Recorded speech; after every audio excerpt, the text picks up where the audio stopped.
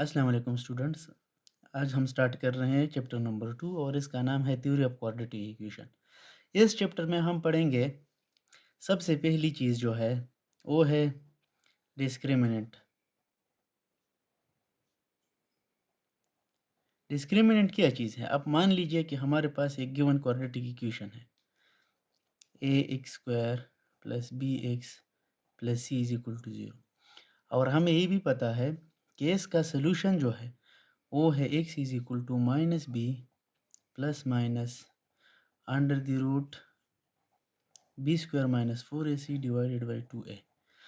अब इस जो सोल्यूशन हमारे पास फार्मूला है क्वाड्रेटिक का, इससे अगर मैं ये क्वांटिटी निकालूं this B square minus 4ac, इसको हम कहते हैं डिस्क्रिमिनेंट। ये बहुत इंपॉर्टेंट है थ्योरी ऑफ क्वाड्रेटिक में, क्योंकि इससे हम नेचर ऑफ रूट फाइंड कर सकते हैं। Nature of root, nature of root से मुराद ये है कि जो हम किसी क्वाड्रेटिक इक्वेशन की सोल्यूशन फाइंड कर रहे हैं, क्या वो रियल है, अनइक्वल, रियल एंड अनइक्वल है, या वो रियल है और दोनों सोल्यूशन इक्वल भी है। और थर्ड नंबर कि कॉम्प्लेक्स रूट है इसके, ये सोल्यूशन इसकी रियल एंड अनइक्वल है, रियल एंड इक्वल है और कॉम्प्लेक्स रूट्स है, कॉम्प्लेक्स सोल्यूशन है। सो ये क्वांटिटी हमारा हेल्प करता है कि हम किसी क्वाड्रेटिक को बिना सॉल्व किए इसकी सोल्यूशन के बारे में कुछ जान ले।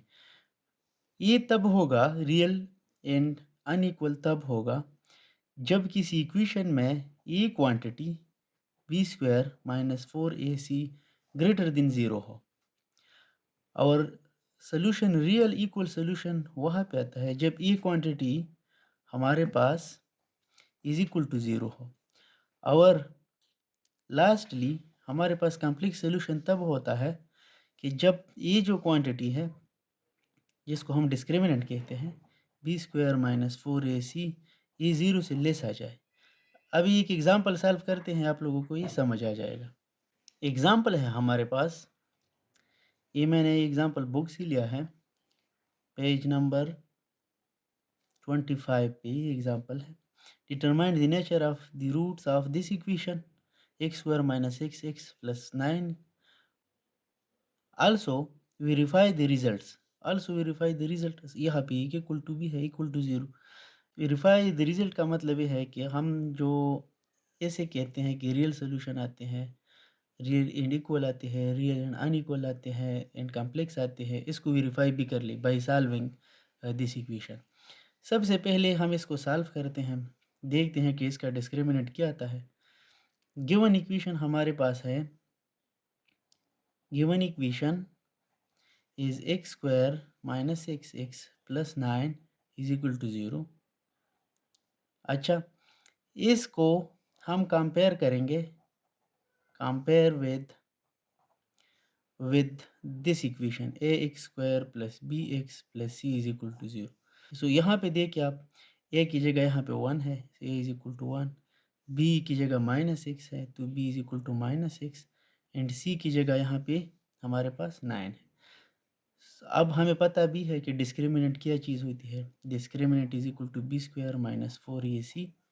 इसमें हम वैल्यू पुट करेंगे, b है हमारे पास माइनस सिक्स माइनस 4, ए की जगह हमारे पास 1 एंड एस की जगह हमारे पास 9 है। सो इसको फर्दर सॉल्व करते हैं, 6 स्क्वायर इज 36 माइनस अपनी जगह पे आ जाएगा और 9 4 ज़ा 36 आ गया और इस आता है 0।